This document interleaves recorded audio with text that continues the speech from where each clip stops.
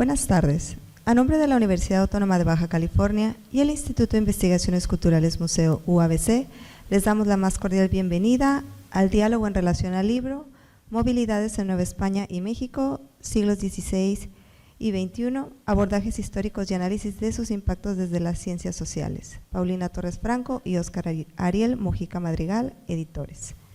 Esta tarde tenemos las participaciones de Óscar Ariel Mojica Madrigal, Porfiria del Rosario Bustamante de la Cruz y Olga Lorena Urbalejo Castorena, a quienes damos la bienvenida a este espacio universitario.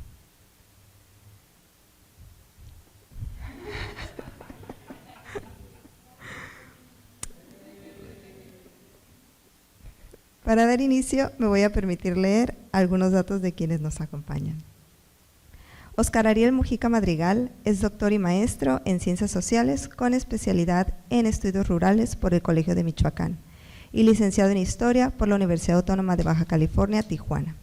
Actualmente es coordinador, profesor investigador del Centro de Estudios Rurales e investigador del Observatorio Regional de las Migraciones del Colegio de Michoacán, donde, además de llevar a cabo proyectos de investigación, ha puesto atención al diseño e implementación de talleres y otras acciones para sensibilizar e informar a población en general sobre las implicaciones de emigrar en la actualidad, partiendo de que la migración no se detendrá, pero sí puede ofrecerse información.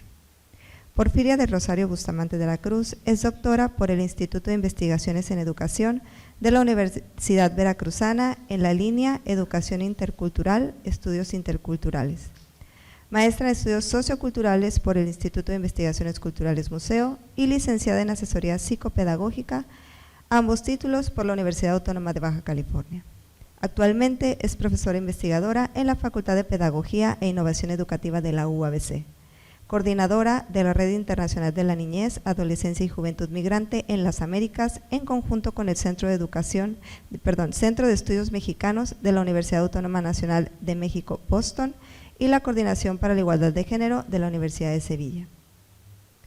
Olga Lorena Urbalejo Castorena es doctora en Ciencias Antropológicas por la UAM Iztapalapa, maestra en Geografía Humana por el Colegio de Michoacán y licenciada en Historia por la Universidad Autónoma de Baja California. Entre las diversas actividades que ha realizado destacan varias publicaciones y estancias académicas de investigación y docencia, una de ellas en la Universidad Pontificia Católica del Perú.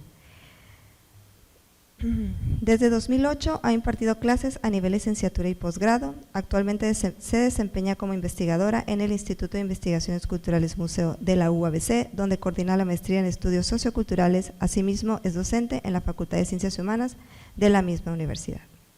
Para dar inicio a nuestro programa, le cedo la palabra a la doctora Lorena Urbalejo. Bueno, muchas gracias, Natalia, por la presentación. Gracias a quienes asistieron al llamado de esta conversación, que les comento tiene como fin precisamente abrir un diálogo entre lo que propone el libro, sobre todo en la parte de la migración, y algunos ejes que hemos estudiado quienes estamos en de este lado en las presentaciones. Entonces, pues vamos a tener como una primera introducción por parte de Ariel, que es uno de los editores, y posterior a ello una serie de preguntas en relación al tema migratorio, cómo es abordado en el texto y qué más podemos nosotras aportar en relación a los estudios que conocemos o hemos realizado.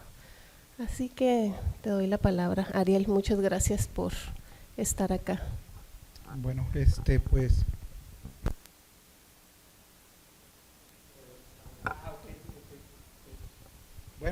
Bueno, antes que nada, pues agradezco este espacio, agradezco a la doctora Urbalejo Castorena por este espacio, por la gestión, y también pues al Instituto de Investigaciones Culturales, aquí el museo de la UABC.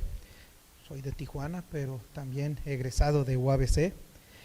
También agradezco, Porfiria, ya veníamos trabajando en varios proyectos, y ahora por fin coincidimos ya en un espacio físico, ya no solamente en lo virtual. Entonces, pues también es un punto de encuentro este tipo de eventos. Y también, pues bueno, reencuentro aquí con colegas.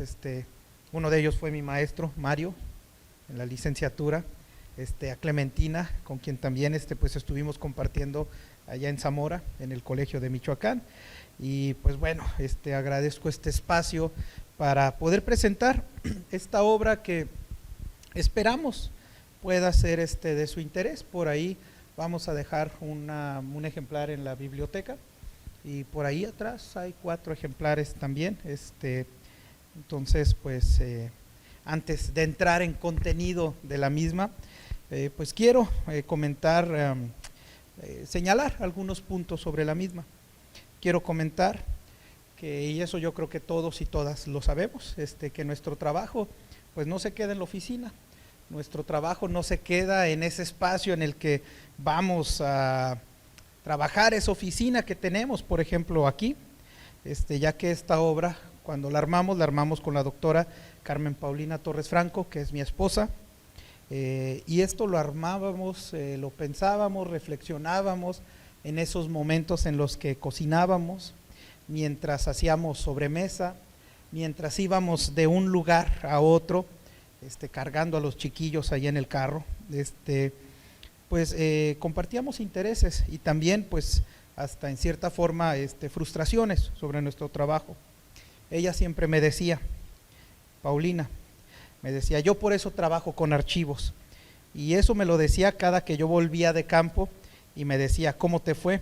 Yo le decía, pues me cancelaron la entrevista, me dijeron que fuera en otro día y pues voy a ver si la semana entrante. Pero también después yo se la aplicaba a ella, porque después yo la veía enfadada o enojada porque no encontraba expedientes completos, archivos en alguna parroquia, y entonces yo le decía, yo por eso trabajo con personas. Además, pues hasta un café me invitan o un refresco.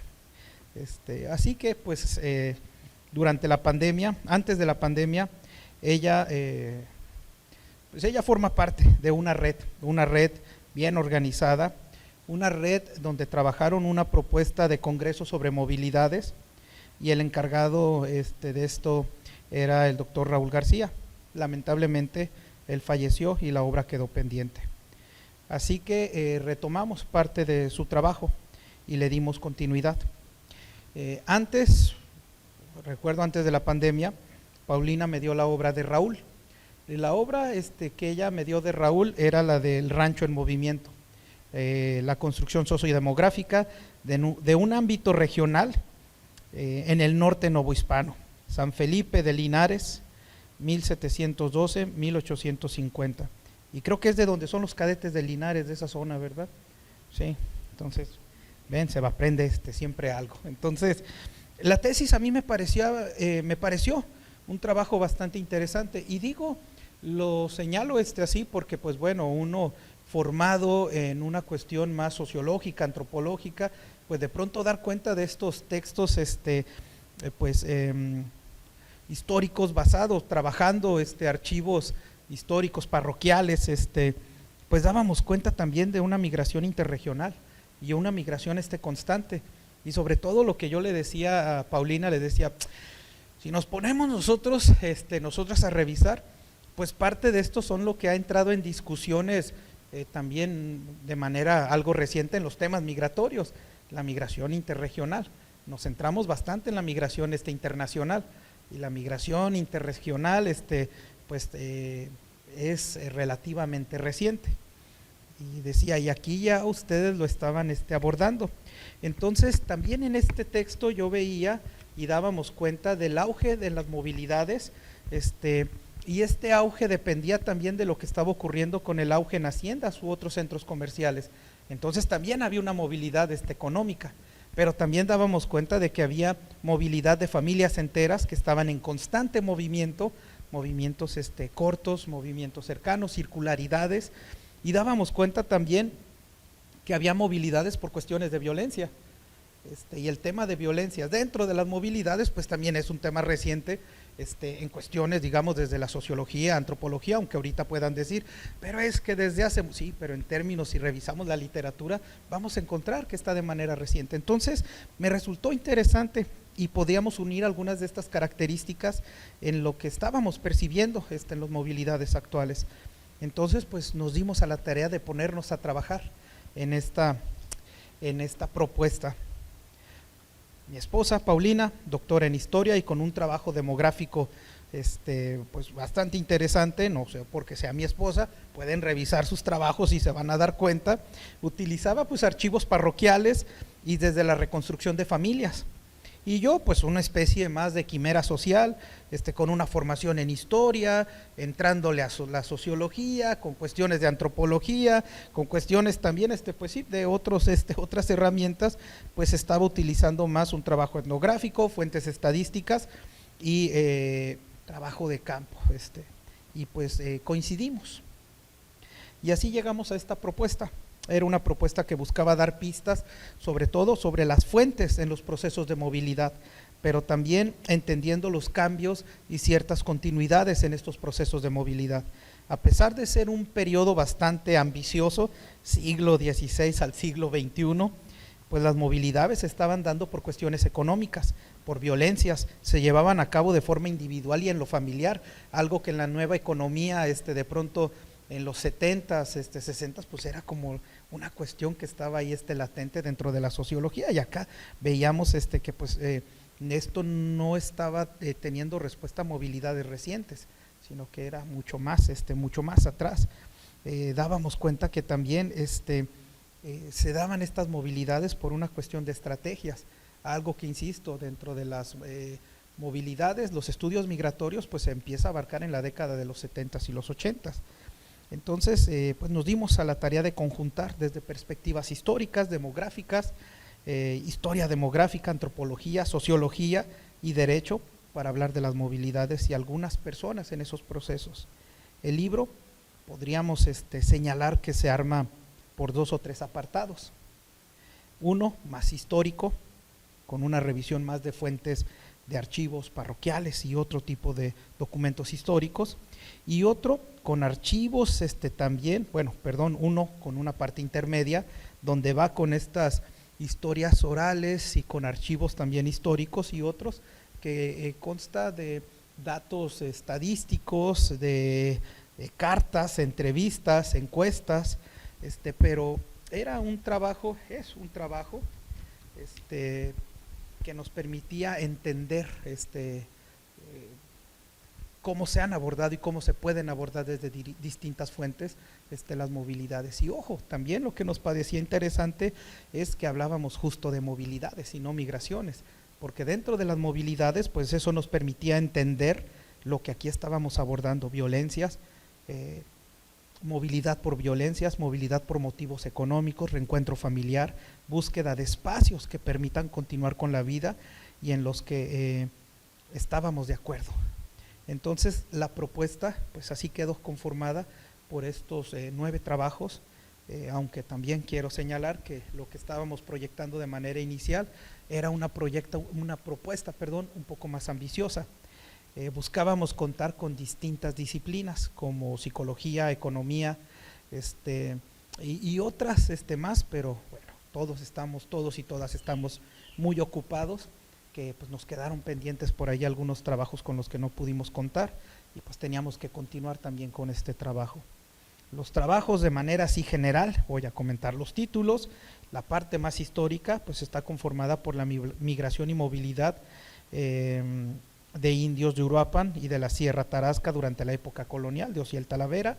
El segundo trabajo son movimientos de población internos y externos en la parroquia de Encarnación, la famosa Chona, de los Altos de Jalisco, 1778 a 1822, a cargo de Paulina Torres. Movimientos de población a mediados del siglo XIX y evolución demográfica de la municipalidad de Chihuahua, por Chantal Camusel. Movimientos de población según el registro de matrimonios, Namiquipan, 1888-1920, de Clementina Campos. Movimientos de población de la Sierra Tarahumara postrevolucionaria, el municipio de Batopilas, de 1920 al 30, esos son como los más históricos. La otra parte que eran como los más de tipo antropológicos, sociológicos, pues también con una perspectiva histórica. Está el retorno en el contexto de la migración circular, experiencias vinculadas a la operación del programa Bracero por Irina Córdoba. Cuando los polleros eran buenos, este es el mejor trabajo, migración, redes de… No, es que sí, léanlo, cuando los polleros eran buenos, migración, redes de tráfico y políticas migratorias entre 1970 a 1990 por Ariel Mojica. El siguiente trabajo era conocimientos laborales y remesas entre migrantes retornados por Renato Salas, y el último era la legislación migratoria mexicana y la población LGTBI por Alma Cosette Guadarrama. Entonces, esto de alguna forma son los trabajos que conforman esta propuesta editorial, y este trabajo que, insisto, lo que buscábamos dialogar era en el concepto de movilidad, en las fuentes que se utilizan, pueden utilizar para entender y estudiar las migraciones, y pues también desde estas distintas perspectivas, pues qué es lo que podemos aportar. Muchas gracias. Bueno, y respecto de los temas que comenta Ariel, nosotras, bueno, Porfiria y yo, en un diálogo previo, pues veíamos algunos ejes de esta migración que podríamos incorporar, algunos otros estudios les comentaba que conocemos, y una de las constantes dentro del trabajo de las migraciones más recientes ahí del siglo XX-XXI es la cuestión de los retornados o quienes regresan al lado mexicano. Y aquí sabemos que el panorama es muy amplio. ¿Quiénes son las personas que vuelven de manera forzada, de manera voluntaria? ¿Quién decide regresar o quién tiene que regresar por alguna condición política o económica en algo que no es de su dependencia, que es el caso del programa Bracero, que tiene un fin y pues digamos que uno de las reglas que había, la reglamentación que se había puesto era que se regresara a México. Entonces, una de las preguntas que surge es ¿quiénes vuelven al lado mexicano?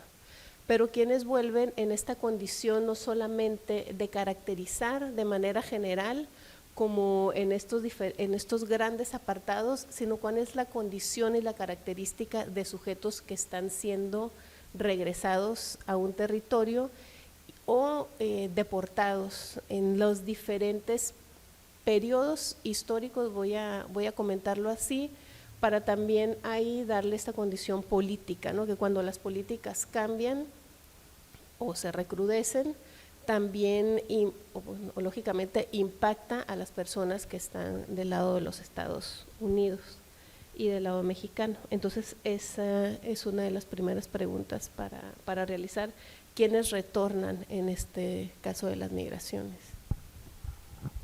Continuando con el penúltimo capítulo del libro, a mí me tocó visualizar esta parte de quienes retornan, pero en el año del 2015, no estamos hablando ya de una década. Obviamente los movimientos o las movilidades varían de acuerdo a las dinámicas de las políticas antimigrantes, las políticas públicas que tiene cada país.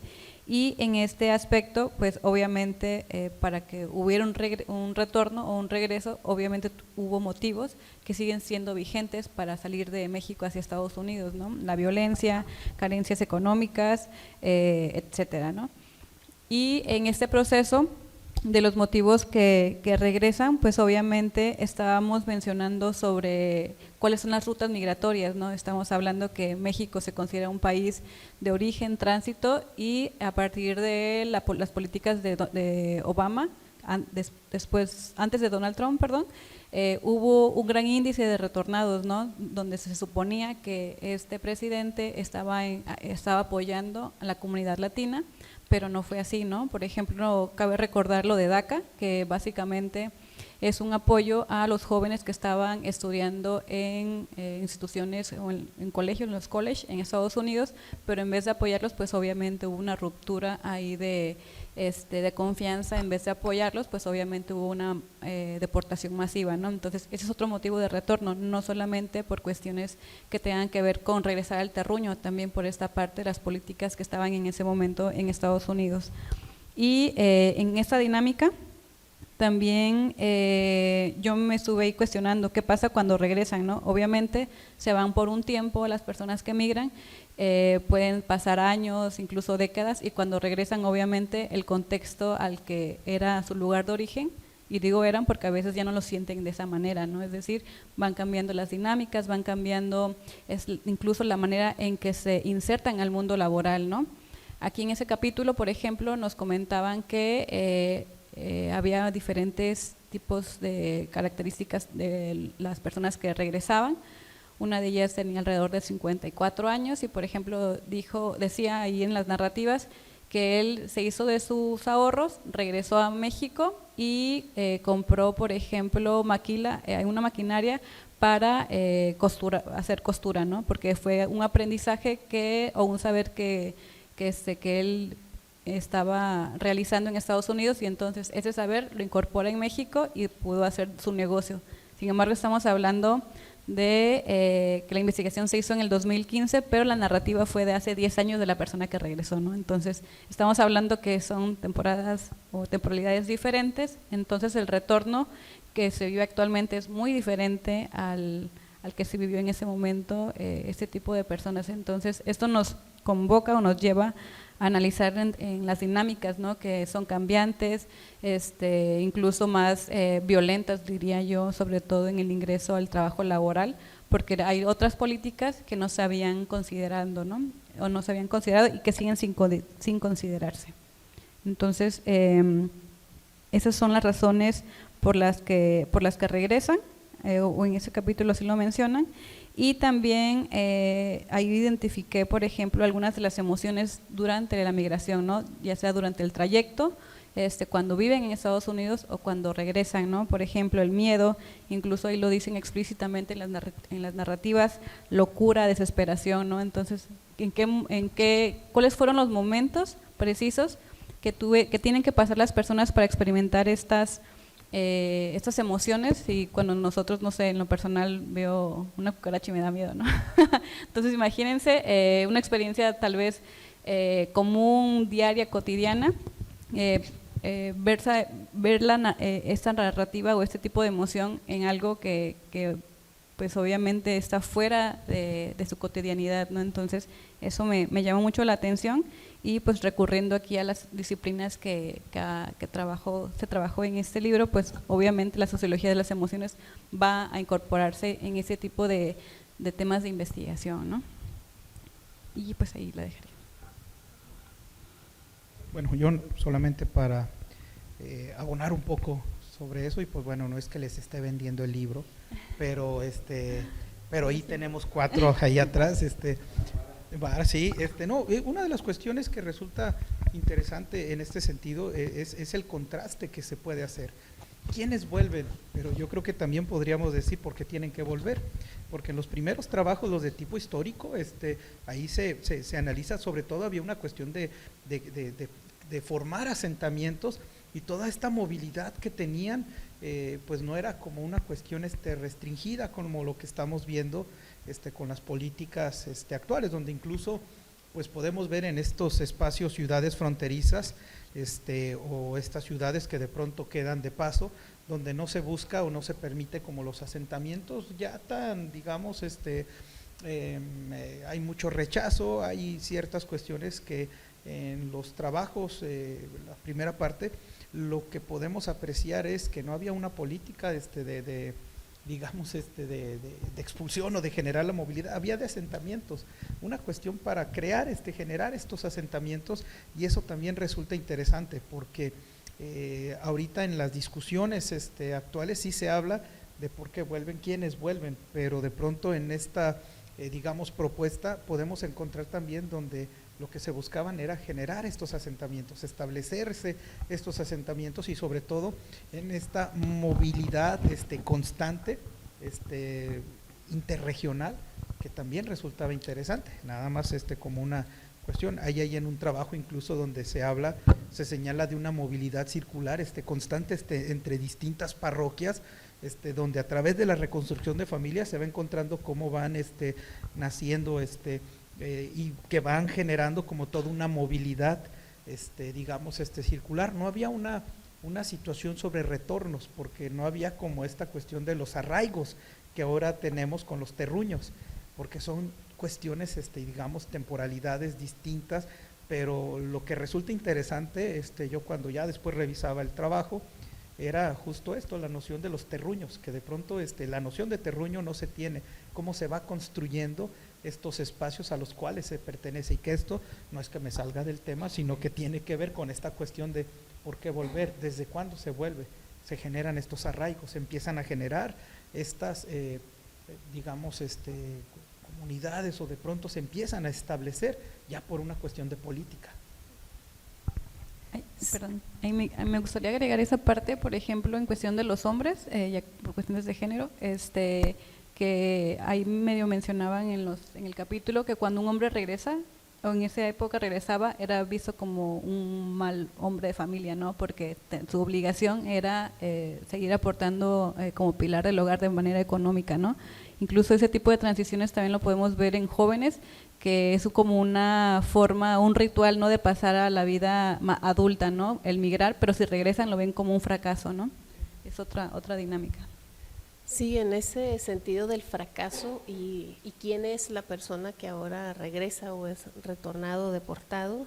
Hablo en masculino porque estoy pensando el programa Bracero, que les decía, su propia configuración implicaba un regreso, pero aunque eso estuviera ya dado, digamos que había gente que de todas maneras se quedaba en los Estados Unidos, en el texto se habla de que la Secretaría del Trabajo y Previsión Social, la STPS, caracterizó a estas personas, hizo un perfil de quienes regresaban, y ahí uno de los adjetivos que les daban era de personas frustradas, ¿no?, fracasadas ante ese regreso, que ahorita vamos a ver un poco como dónde se quedan además las personas.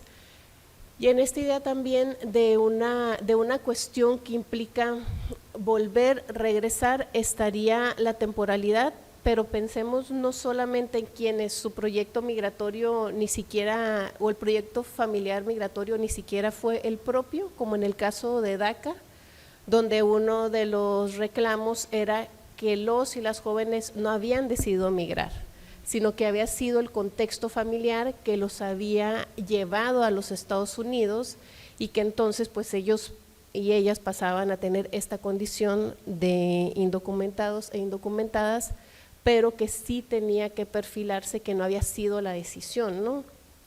Y luego volvían o venían a México, algunas veces de manera temporal, pero otras con un desconocimiento total de qué era el país, que es el caso también de las deportaciones que inician con Obama. Y también tendríamos estas condiciones de cruce donde las personas ni siquiera han pasado un tiempo en los Estados Unidos, pero que son detenidas en el tránsito y que son regresadas a México, ¿no? Que eso puede ser cuestión de días o meses, dependiendo de dónde pases ese proceso de retorno, o bien quienes utilizaron a México como un espacio de tránsito, por ejemplo las movilidades centroamericanas, y que cuando son retornados con el título 42 no llegan a los países de donde salieron, sino que llegan a México, porque como se da en el contexto de la pandemia, los países cierran las puertas a los retornos, y en cambio en México el canciller abre la posibilidad de que lleguen a este país donde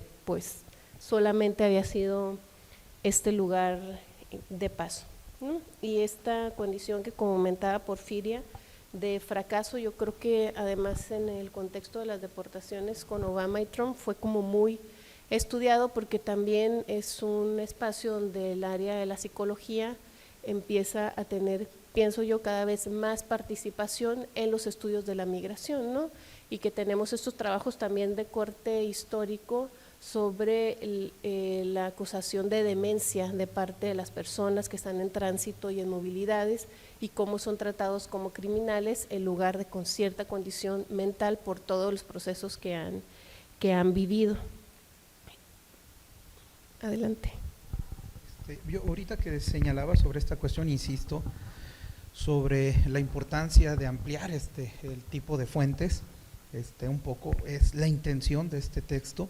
Y ahorita que señalabas esta cuestión sobre las fracaso, cómo se empieza a construir pues, no este concepto, sino este señalamiento de fracaso dentro de las migraciones. El libro de Cuando los pericos mamen, las aventuras de Don Chipote, de Venegas, que es una novela, 1928-32, creo, pero es una novela, y en la novela se retrata justo esta construcción del éxito y el fracaso dentro de las migraciones. Si no lo han leído, se puede descargar ahí de la página del COLEF, esta novela la tienen en PDF gratuita. Acaban de sacar incluso ahorita también una digamos reedición o remasterización de la obra, bastante interesante, donde habla justo de esto, de cómo llega un compadre con Don Chipote y le dice: en Estados Unidos se barren dólares, y no es así.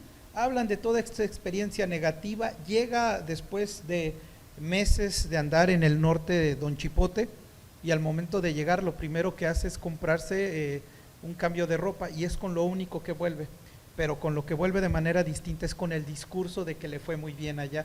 ¿Por qué? Por la negación al fracaso, y justo esta cuestión de vender el éxito, el sueño americano, de que les fue y allá todo se puede hacer. Entonces, insisto, es una obra de 1929, 1931, una novela donde retrata y construye de buena forma esto. Y sobre esta cuestión de la salud mental, durante el programa Bracero hay registros, está el texto de Vélez, Jaime Vélez, donde justo aborda la cantidad de braceros que llegaron y los internaron en el hospital de la Castañeda, el hospital psiquiátrico, donde están los registros, ahora sí que otro tipo de registros médicos, donde se puede dar cuenta de esto, y les señalaban con un síndrome de estrés crónico,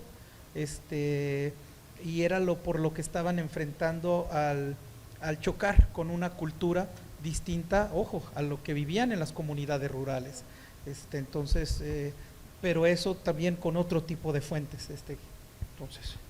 Y también imaginario sobre el terruño que se deja, ¿no? Porque recuerdo que en estos estudios de migración donde la gente habla o en trabajo de campo directamente del lugar donde partió, que tiene ciertas características y se idealiza fuera del espacio, pero que cuando tú ya decías, bueno, pues ahora me toca hacer el trabajo de campo allá, te decían, no vayas, porque es peligroso, porque sucede eso. Entonces, como este lugar de donde se migra también, o desde donde te movilizas, pues queda como en una idea de eso, ¿no? Como de ensueño, que no es el lugar al que vas a regresar. Y cuando ya estás de este lado, en el lado mexicano, pues cuáles son esos retos, ¿no? Digamos, los desafíos de estar en este espacio. Pensábamos como en algunas condiciones, como la laboral, lo educativo, que es pues, de lo que más tenemos tal vez algunos estudios cercanos, los propios de Porfiria y Ariel, que comentarían sobre eso, de los retos del retorno. Bueno, yo empezaría primero por ese tipo de genealogía, ¿no? Es decir, la clasificación que hacen los estudios de la migración, tomando en cuenta el área, ¿no? En este caso, en el área disciplinar donde me he desenvuelto más, no todos los estudiantes o jóvenes que regresan son retornados, ¿no? Por ejemplo, están los Dreamers, que son estos de DACA, que incluso aunque saben que sus papás son mexicanos, ellos no sabían que habían nacido en México, sino que pensaban que eran estadounidenses, y al momento de hacer el registro para el colegio, pues obviamente se dieron cuenta que no tenían un número de seguro social, ¿no? Y retomando esta parte de la salud mental, hubo hasta suicidios, ¿no? Por no reconocer esa realidad en la cual estaban.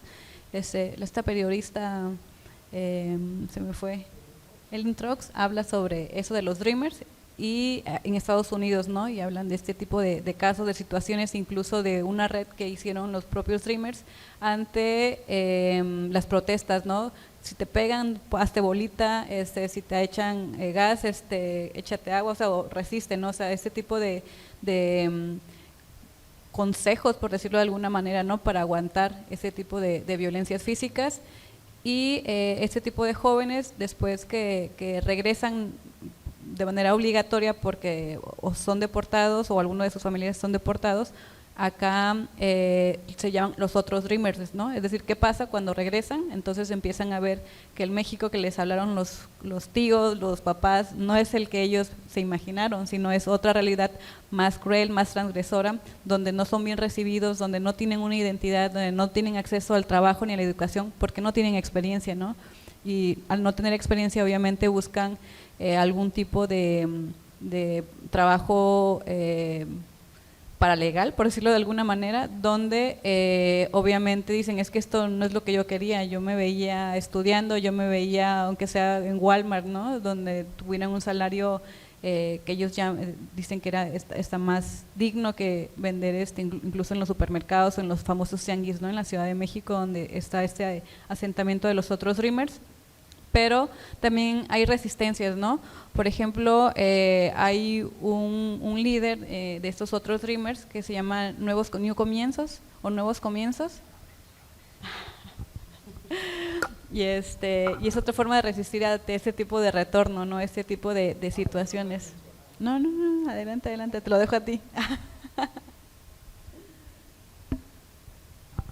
Bueno, yo creo que también una de las cuestiones que estamos observando son cambios muy interesantes, importantes, porque cuando estábamos hablando y cuando empezábamos a abordar sobre todo este tema de las deportaciones posterior al 2008-2007, que es cuando se empieza a hacer, digamos, como no tendencia, pero sí cuando se convierte como parte de una política en el sentido de pues generar estrategias para atenderle a esta población. Lo que estamos enfrentando en la actualidad, y yo lo estoy señalando desde los espacios donde trabajo, Michoacán, Guanajuato, Zacatecas, es que son contextos que ahorita están expulsando, y ya no solamente están expulsando personas porque son digamos de la región tradicional, histórica, de movilidades, sino que están expulsando ya por cuestiones de violencia. Entonces en estos espacios hemos cuestionado bastante la noción de retorno, cómo vuelven, a qué van a volver a espacios que ahora, que si son personas que se fueron en la década de los 90, 80, cuando todavía no estaba tan anclada la situación de violencia como lo estamos enfrentando hoy, pues ahorita con estos contextos es difícil trabajar, y sobre todo en términos de la reinserción laboral. Hay una cuestión que son las cuotas de derecho de piso. Aquí no se les llama lo que es el impuesto de guerra como es en Centroamérica, pero también hay cuotas de derecho. Nosotros estamos enfrentando, por ejemplo, en Zamora, algo que no se había visto, hay mucha ya disputa y derecho por determinados espacios. Entonces esto está generando también cierres de negocios y pues personas que de pronto llegan sin conocer esta situación, un poco como señalabas ahorita, Porfiria, que son migrantes que de pronto son deportados pero que no tenían pensado volver. Entonces de alguna manera han roto sus vínculos con las comunidades de origen. Entonces, ¿a dónde se tienen pensado volver? El retorno, lo que hemos encontrado es un retorno a Estados Unidos, no a México. Entonces, textos como el de Renato Salas que viene aquí, pues contradice, y Renato sí señala y dice que hay una migración en el Estado de México donde la población sí va. Él incluso habla de conocimientos laborales, cómo trabajan cómo adquieren conocimientos laborales y buscan colocarlos en las comunidades a las que llegan. Por ejemplo, alguien que aprendió a hacer pizzas en Chicago, de las estilo Chicago, estas de pan grueso, grandes, pues de pronto las llevan a cabo en las comunidades allá, donde no hay como tipo de negocios, y de pronto pues tienen un boom. Y lo que hablábamos en algún momento con Renato Salas era justo eso, hay que tratar de ver los contextos. En Estado de México no está tan fuerte, eso lo entendíamos hace unos meses, esta situación que están enfrentando, por ejemplo, en Apatzingán, que están enfrentando hoy en Guanajuato, que están enfrentando en la región de los Altos de Jalisco, donde de pronto pues son terrenos que están en una disputa, digamos, de carteles mucho más fuerte, y hay una participación mucho más activa por cooptar aquello que pueda dar recursos. Entonces yo creo que aquí también será importante tratar de ver hacia qué regiones son las que se van a hablar, y yo creo que no hablar, sino se van a trabajar, y en ese sentido pues depende de la región, es donde se puede entender como qué tipo de reinserción, hacer. Entonces, Sí, y también creo que algo que me parece relevante es que esta cuestión de la documentación parece como que nunca termina, ¿no? Es indocumentado a los Estados Unidos, pero en los regresos o en el establecimiento, pues no tienes documentación. Además de los estudios que se señalan en el libro, quisiera comentar sobre algunos otros trabajos, como el de Lucía Ortiz, que trabaja justo los otros Dreamers, y es como a la llegada a México lo que hay que gestionar y lo que hay que conocer es la política educativa, porque no hay un campo para estas personas que han sido regresadas, y entonces abrir camino desde ahí. Y recuerdo ahí algunas narrativas sobre estar hablando directamente con el secretario de Educación Pública y que les diga, ¿no? O sea, si ustedes no pueden reescolarizarse,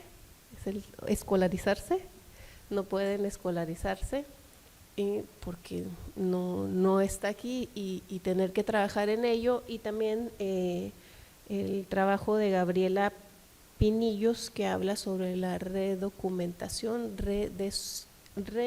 de ciudadanizarse, que son mexicanos, mexicanas que están de este lado y que lo primero que tienen que tener es un INE para poder hacer lo que sea. Entonces, de nuevo, esta condición y característica tan hablada de la frontera, que son las liminalidades, ¿no?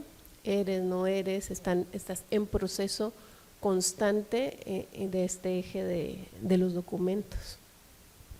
Sí, a mí me gustaría agregar también los trabajos de Mónica Jacobo, que también retoma eso de la ciudadanía de este tipo de jóvenes retornados. Y por ejemplo, ella junto con Colette Despain hicieron un buen trabajo en relación a la postilla, es decir, el documento que es la traducción de los jóvenes, específicamente menores de edad que se incorporan al sistema educativo.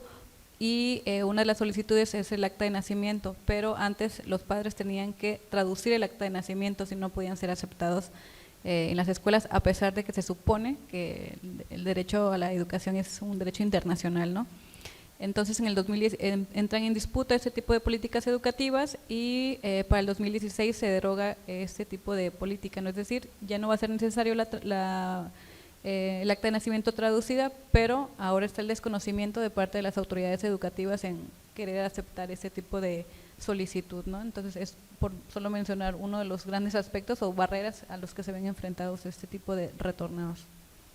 Y ahorita que señalas a estas colegas, pues sí, han trabajado mucho en ese punto, y en algún momento llegamos a tener una discusión con ellas, porque decían, es que lo que están señalando ustedes con Rodolfo García Zamora y yo, era la negativa, por ejemplo, a esta cuestión de la postilla, que todavía le estaban exigiendo. Señalaban y decían, bueno, y porque ellas habían trabajado de manera fuerte en esta cuestión legislativa también. Le decíamos, pero yo creo que esto es importante también, dar cuenta de lo que estaba ocurriendo en las comunidades rurales, porque de pronto esto lo generan y se quedaba y lo publicaban en el diario oficial, pero en la comunidad de Patambarillo, Michoacán, una ranchería de 520 y tantos habitantes, o en La Luz, o en Guándaro, o en Sanguijuelas, ¿cuándo llega esa información? O sea, ¿cuándo van a ir a leer el diario oficial para aterrizar esto? Le decíamos ahí, todavía la parte de la postilla es gratuita, lo único que saben es que es gratuita, pero cuesta. Es decir, no se te va a cobrar, pero conocemos un señor que la hace por 2,300 pesos, pero no te la estamos cobrando. Entonces eran como estas cuestiones que también señalábamos y decíamos, la parte de leyes aquí en México es muy interesante, en materia migratoria es muy importante, el problema es cómo se ejecuta. Es ahí donde, dice el dicho, donde la puerca torció el rabo, donde están los problemas. Sí, y en estas rutas de regreso que hemos establecido, pues también están las rutas de salida, ¿no? Estas espacialidades de la migración, a propósito del texto de Cuando los polleros eran buenos, que Ariel trabaja en la zona norte, que es También me parece importante comentarlo, seguramente él abundará sobre eso y que está en el texto, que esa es la zona donde él creció en Tijuana, pero que también recuerdo en alguna ocasión haciendo voy a llamarlo documental porque pues como era nuestro trabajo, no le puedo dar otro título, sobre religiosidad popular, y estábamos esperando hacer una entrevista en un abarrote de la zona norte. Y estábamos ahí dentro como en la normalidad y de repente apagaron la luz. Y en ese apagar la luz pues se vieron otras cosas y era un montón de gente esperando ser llevada hacia los Estados Unidos, y en ese momento en que estábamos ahí les dijeron que eran cuando podían cruzar, y el señor que íbamos a entrevistar pues era uno de esos polleros que nos tuvo que decir que ya no continuaba con la entrevista porque tenía que llevarse a toda esa cantidad de gente que estaba pues parada en la trastienda de su abarrote, y que pues resultaba de estas cotidianidades, ¿no? De cómo te insertas en la movilidad, en el conocimiento del espacio desde la ciudad donde vives y donde puedes tener una casa de seguridad, de los lugares de donde se migra y quién es quien te puede movilizar, el conocimiento del territorio, también los cambios de la geografía al modificarse las políticas y al fortificarse la frontera, de por dónde ir cruzando, el desplazamiento hacia lugares cada vez de cruce más peligrosos como los diversos desiertos, el de Altar, el Sázabe, etcétera. Entonces, cómo se va creando también otro tipo de conocimiento en relación a pues pollero suena como algo menos intenso que llamarles, que Ariel sí les llama como traficantes de personas, ¿no? Pero, ¿qué comentarían sobre estas espacialidades y las rutas de migración?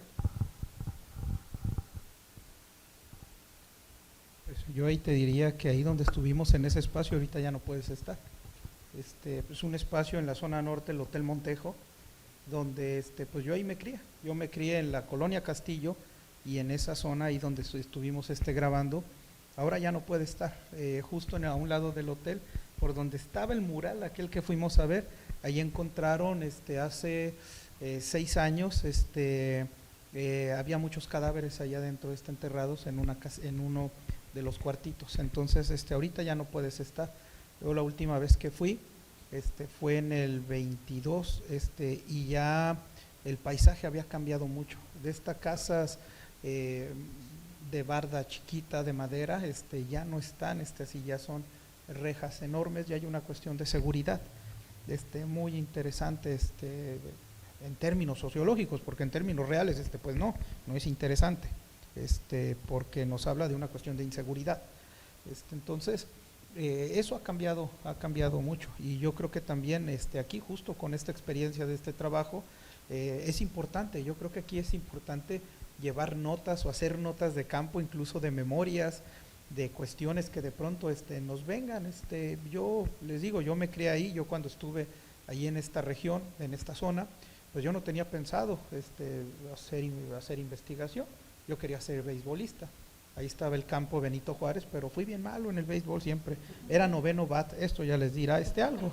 Y cuando se podía, si no, me ponían bateador emergente, pero bueno, era noveno bat, entonces nunca fui bueno, pero es lo que yo quería hacer. Y yo recuerdo que en este tiempo, ahí en la zona norte, en el campo Benito Juárez, que fue también un espacio donde que acondicionaron para tener a migrantes cuando llegaron después con las caravanas, pues ahí en ese espacio es donde jugábamos, era donde la valla fronteriza todavía no estaba como de metal, era una malla ciclónica que la levantabas y te pasabas al bordo a caminar, a jugar, donde íbamos a buscar pelotas, donde de pronto el migra todos los viernes se ponía a ver los partidos de béisbol de la Liga Guaycura, que éramos los de casa. Cuando anotábamos el equipo de casa, el migra prendía la sirena, y ya nosotros se la pedíamos cuando anotábamos, ya identificaba el equipo de casa. Entonces era una relación, digamos, amigable, y donde el migra sabía quiénes éramos los de casa. Los miércoles que entrenábamos, Llegaba el migra en la tarde y nos daba una bolsa de pelotas de béisbol para entrenar. Y esa situación cambió. ¿Cuándo cambia? Entre el 92 y 91, cuando se empieza también a generar ya toda esta política migratoria. Y esto a mí después me resultaba interesante porque yo empecé a sacar notas de esas memorias. De eso cuando yo vivía ahí, tenía 12, 14 años, que estaba jugando en el béisbol y cómo esta relación, digamos, de amistad, de vecindad, pues cambia con una política internacional. Maldita política internacional, rompió las redes que teníamos con las migras. Después el migra ya dejó de pararse ahí porque tenía que tener movilidad, porque empezaron a arrojar gas lacrimógeno para ahuyentar a las personas que buscaban cruzar por ahí, y el gas lacrimógeno se venía hacia las viviendas de ahí de la zona de la internacional, donde incluso llegamos a parar partidos de béisbol porque arrojaban gas lacrimógeno en zonas cercanas y todo se venía hacia el espacio donde estábamos nosotros jugando. Entonces se convierte ya en una cuestión de rivalidad, ya de rechazo, ya de mentadas de madre hacia la migra. Se me rompe la voz porque rompimos ahí amistad. No, lo que pasa es que era una situación, era una, digamos, sí, relación. Nos regalaban pelotas, había esta cuestión, pero justo esto también se da en este espacio donde había uno de los que nos patrocinaba en los partidos de equipos de béisbol, era el pollero que tenía esa red de migrantes, pero también que habla de una situación distinta, porque yo cuando empiezo a hacer este trabajo, quería yo trabajar, ahondar en el tema de los polleros. Justo yo le pregunté a él, dije, oye fulanito, fíjate que quiero hacer esto, un trabajo sobre la historia de polleros, pero yo recuerdo que tú trabajaban de manera distinta, y él rápido me dijo, sí, quiero que escribas sobre esa historia, dice, porque los polleros en algún momento fuimos buenos, y cuando los polleros fuimos buenos, él me decía, es cuando había un compromiso donde teníamos que entregar, nosotros llevábamos a las personas, decía, y las llevábamos hasta donde tenían que estar, y no les cobrábamos ni antes, sino que hasta allá, que estuvieran allá. Y eran redes diferentes, porque eran redes familiares. Era redes donde el primo, el paisano, era el que estaba enganchador desde la zona centro. Desde la zona centro localizaba personas que querían cruzar y las llevaba al hotel, era $1 por persona. Entonces, pues ya ahí él ganaba algo. En el hotel había un convenio donde cada grupo, red de polleros tenía un hotel, pero eran relaciones también distintas, y esto yo lo estoy señalando entre las finales de la década de los 80s y a principios de la década de los 90, donde había respeto entre las redes de polleros, y yo lo comento así porque de pronto después les digo, en esta memoria, no es que yo haya sido el pollero, pero en esta memoria que de pronto teníamos, pues llegaban, conocía yo al pollero que estaba en el hotel el Perla, que era el hotel de la otra esquina. Ellos tenían sus redes, pero de pronto en ocasiones el pollero del hotel del Montejo tenía 20 personas para llevar, le caían 10 más, y el del hotel del Perla tenía 10 personas, entonces se las pasaba. Entonces había este intercambio, no robo como se estaba dando, y es lo que él me decía, hoy se está dando robo entre polleros a las personas, dice, anteriormente no era así. Y además la casa de seguridad que se tenía en Estados Unidos era una casa de seguridad que era de otro pariente también, y el raitero que de ahí los llevaba era otro pariente también. Entonces todos trabajábamos en una cuestión, digamos, de comunidad y de manera distinta, pero eso cambió, y eso cambia, y él lo señala en la década de los 90, que justo la década de los 90 también marca con un incremento en cuanto a las políticas de seguridad entre Estados Unidos, en la frontera México-Estados Unidos, donde se pone, sí, el tema de la seguridad también se pone en juego, y también se empieza a tratar de buscar detener el cruce de drogas y armas hacia Estados Unidos, se empieza a colocar dentro de la agenda política, y justo ese momento es el que marca cuando esta persona me dice, es que durante ese momento empiezan a entrar otro tipo de polleros en el tráfico de personas, y estos polleros eran jóvenes que buscaban hacer dinero mucho más rápido, y por lo cual empezaron a cargar con mochilas a las personas. ¿Qué es lo que genera esto? Que las casas de seguridad en Estados Unidos empiezan también, son desplazadas por lo que iban a empezar a resguardar. Ya no resguardaban personas, sino también empezaban a resguardar las mochilas, lo que empezaban a cargar, y donde de pronto para proteger estas mochilas que llevaban, pues empiezan a armar.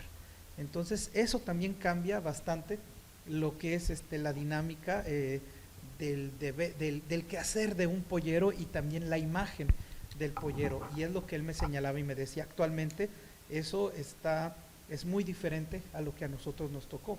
Esta persona cruzó, la última vez que cruzó de manera irregular fue en el 2019, previo a la pandemia, y cruzó con miedo. Entonces yo lo estaba entrevistando en ese momento y le dije, pero ¿cómo vas con miedo? Tú conociste todo esto, tú te sabes el camino. Dice, sí, pero cuando nosotros cruzamos no te estaban esperando para ver si ya habías pagado o no por utilizar ese espacio. Entonces me la voy aventando solo cuando sé que esto me puede costar, porque no le estoy pagando a nadie. Lo que ellos pagaban en su momento, decía, era la policía municipal y a la judicial. Eran los únicos que teníamos que pagar. Dice, y ya.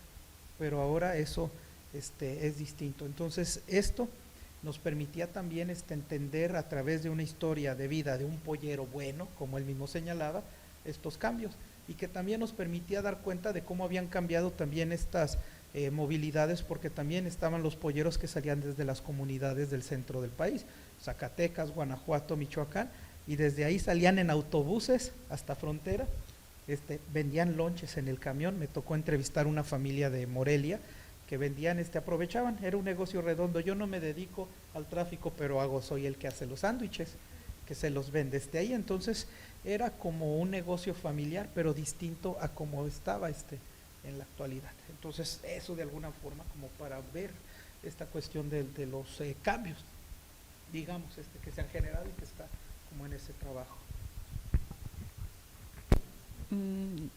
Vendiste muy bien tu capítulo, ¿eh? Así que sí, está muy buena la historia que nos compartes, el trasfondo de las letras, ¿no?, que vemos impresas ahí en el capítulo. Y me gustaría también aprovechar el espacio y dimensionar las nuevas trayectorias que hay, ¿no? Por ejemplo, ahorita que en tu plática me surgió lo del tapón del Darién, ¿no? O sea, otras dinámicas donde allá le llaman guías, ¿no? Y en una que otra narrativa les llaman coyotes, como otra forma de identificarlos, ¿no? Pero estas rutas, pues sí, son cambiantes, son más violentas, incluso si quieres pagar por tu vida, pues tienes que pagar más dinero, ¿no? Sí, y en estos cambios que mencionan, las rutas migratorias pues han sido registradas desde hace mucho tiempo. Recuerdo el trabajo de Lawrence Taylor, que es un texto que escribió en los 90 sobre la ruta de la población china para ir a los Estados Unidos, ¿no? Y que va hablando también de las distintas formas de transportarse, primero por mar, luego por tierra, en tren, luego llegar a casas de seguridad ya cruzando a los Estados Unidos y ahí esperar a los empleadores que los iban a distribuir en los distintos campos de cultivo, y estamos hablando de fines del 19, principios del 20. Y también en esto, que yo ahí sí no tengo registro de cuando también la población se empezó, la que no es mexicana y que se moviliza por México, también en rutas marítimas, como el ferry, ¿no?, que sale de Sinaloa y que viene a la Baja Sur, que también es un medio, ¿no?, de movilidades.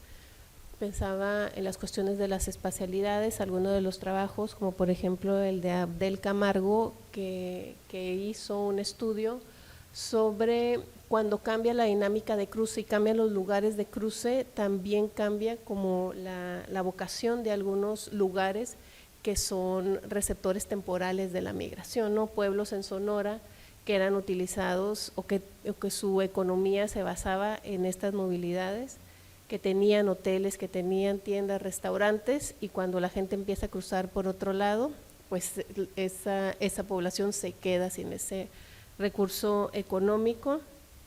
Y Por último, la cuestión también de en estas referencias de que ahora tal vez, bueno, no tal vez sí es más violento, también donde las personas saben abandonar a estos migrantes, ¿no? En qué espacios, y estas historias para mí impactantes, desgarradoras, de tráilers que son encontrados con personas dentro, que son abandonados en los desiertos, que también es otro tipo de conocimiento del espacio en estas rutas. Y hablando de conocimientos, y para ir concluyendo esta mesa, pues también tendríamos los saberes migrantes, ¿no? Que ya Porfiria refería a algunos de ellos y que también en el caso de las rutas se ven reflejadas. Y en el caso concreto de los braceros, que era esta cuestión de retorno que hemos comentado, tenían que tener un conocimiento del campo porque tenían que haber piscado 1 o 2 toneladas de algodón según el periodo donde se insertaran en el programa, y que una de las ideas era que cuando volvieran regresaran a sus lugares de migración y entonces con el conocimiento de un campo tecnificado pudieran utilizar ese saber y eso pues incrementar el bienestar de esas familias.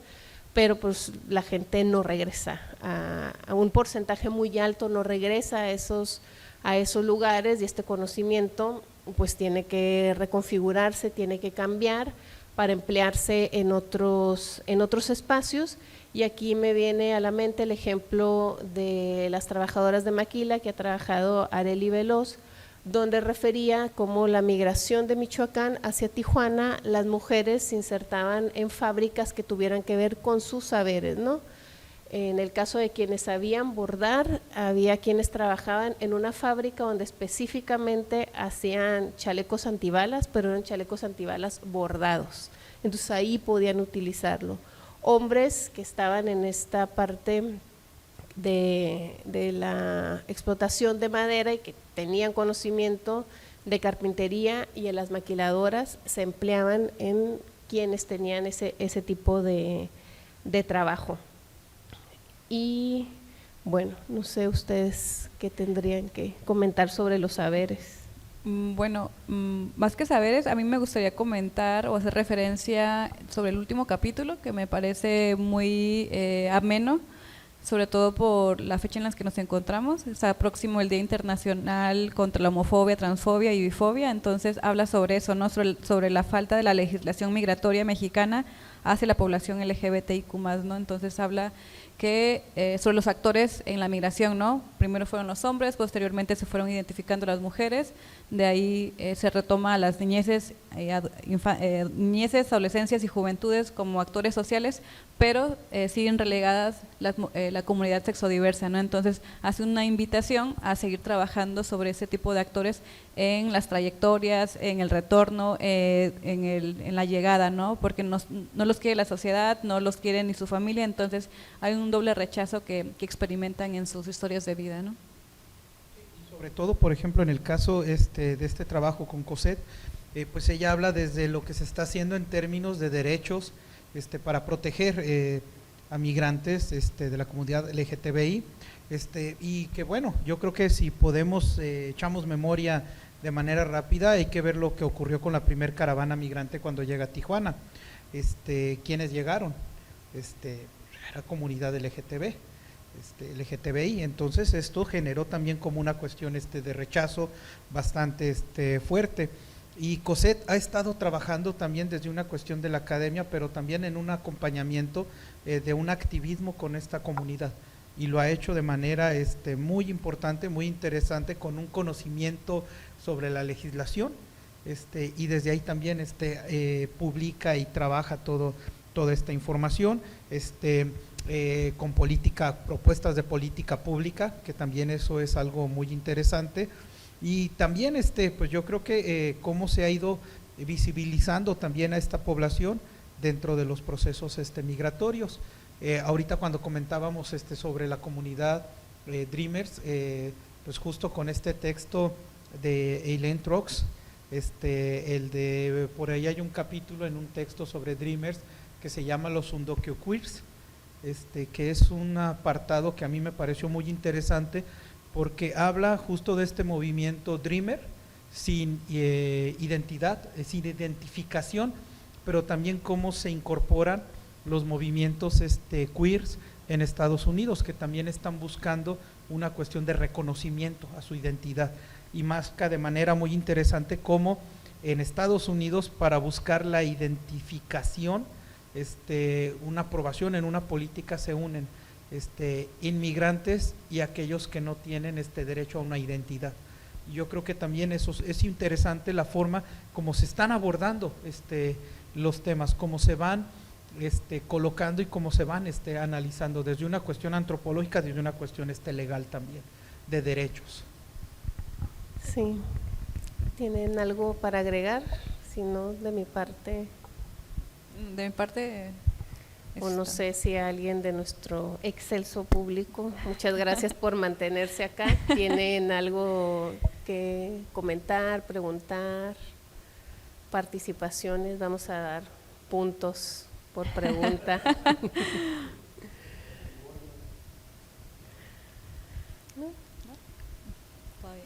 Bueno, pues entonces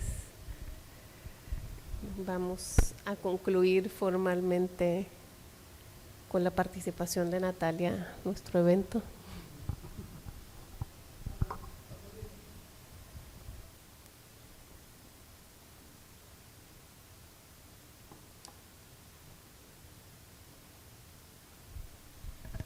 Muy bien. Pues entonces agradecemos a nuestro y nuestras invitadas, así como a ustedes su apoyo y participación. Con esto damos por concluida nuestra sesión de hoy y les extendemos la invitación a las 13ª Jornadas Culturales de Lucha contra la homo, les, trans, bifobia y cualquier forma de violencia contra los géneros no binarios y las sexualidades no heterosexuales del 14 al 18 de mayo en nuestro instituto y otras facultades. Muchas gracias y que tengan una excelente tarde.